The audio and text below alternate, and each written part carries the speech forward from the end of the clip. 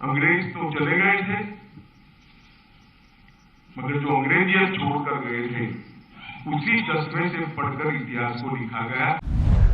हमारे इतिहास को तोड़ मरोड़ कर लिखा गया है।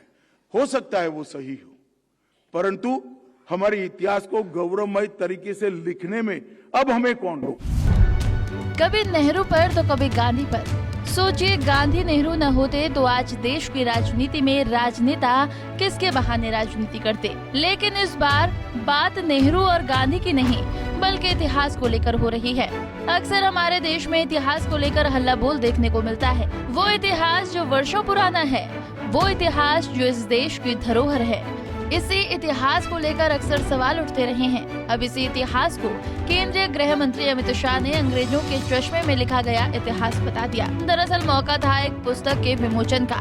इसी दौरान गृह मंत्री अमित शाह ने इतिहास को लेकर बड़ी बात कह दी। उन्होंने कहा कि अंग्रेजों ने भारत छोड़ दिया है और भारतीय परिप्रेक्ष्य से इतिहास लिखने का समय आ गया है। आजादी के बाद अंग्रेज तो चले गए, लेकिन अंग्रेजियत छोड़ गए और इसी चश्मे से इतिहास लिखा गया। परंतु आजादी के बाद जिनकी जिम्मेदारी थी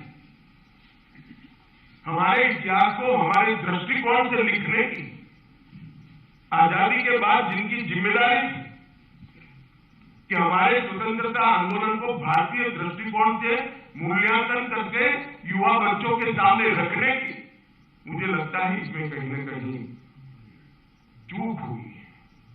अंग्रेज तो चले गए थे, मगर जो अंग्रेजियत छोड़कर गए थे उसी चश्मे से पढ़कर इतिहास को लिखा गया और इसके कारण ये पूरा कंफ्यूजन आज हमारे सामने है।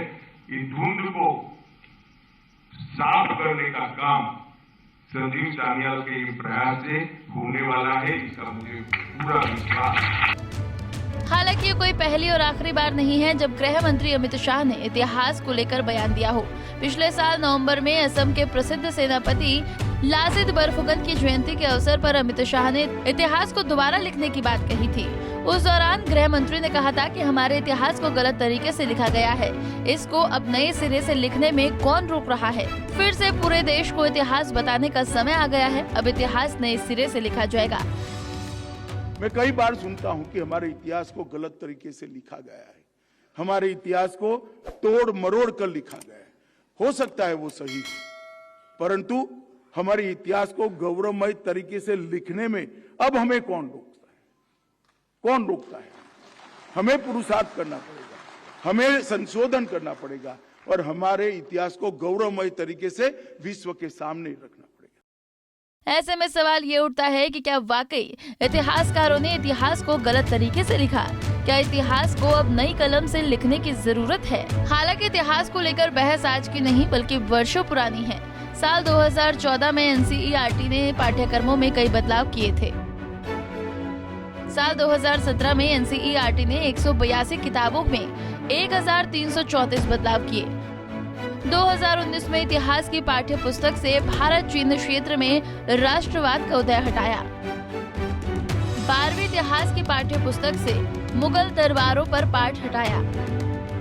12वीं की राजनीतिक शास्त्र की पुस्तकालय से गुजरात दंगों का जिक्र, नक्सलवाद और आपातकाल के पाठ छोटे किए गए। 2020 में राजस्थान की 10वीं किताब की हल्दी घाटी की लड़ाई में अकबर की बजाय राजपूत राजा को विजय दिखाया गया। 2017 में महाराष्ट्र की 17वीं किताब में अकबर के दौरे में मुगल साम्राज्य का पाठ घटाकर 3 लाइन में किया गया। 2017 में उत्तर प्रदेश इतिहास की कुछ पुस्तकों से मुगल साम्राज्य का जिक्र हटाया गया। 2019 में कर्नाटक की 7वीं किताब से टीपू सुल्तान पर पाठ को पूरी तरह से हटाया गया। ये तो उन पुस्तकों का चैप्टर बदला गया है जो स्कूलों में बच्चों को पढ़ाई जाती हैं। इसके अलावा कई इतिहासकार धरोहरों का भी नाम बदला गया है, जिनमें राजपथ का नाम बदलकर कर्तव्य पथ कर दिया गया। नौसेना के झंडे से सेंट जॉर्ज का क्रॉस हटाया गया। नौसेना के झंडे पर छत्रपति वीर शिवाजी की सील लगाई गई। इंडिया गेट पर नेताजी की मूर्ति लगाई गई। बीटिंग द रिट्रीट कार्यक्रम से अबाइड विद मीत की धुन हटाई गई। अमर जवान ज्योति को राष्ट्रीय स्मारक में मिलाया गया। इतिहास में बदलाव कोई एक राज्य किसी एक जिले तक सीमित नहीं है, बल्कि देश के कई राज्यों में सड़कों से लेकर शहरों के नाम तक बदल दिए गए हैं। Bureau report, Punjab Kesari TV. हमसे जुड़े रहने के लिए हमारे YouTube चैनल को सब्सक्राइब करें और नई वीडियो की नोटिफिकेशन के लिए बेल आइकॉन को दबाएं।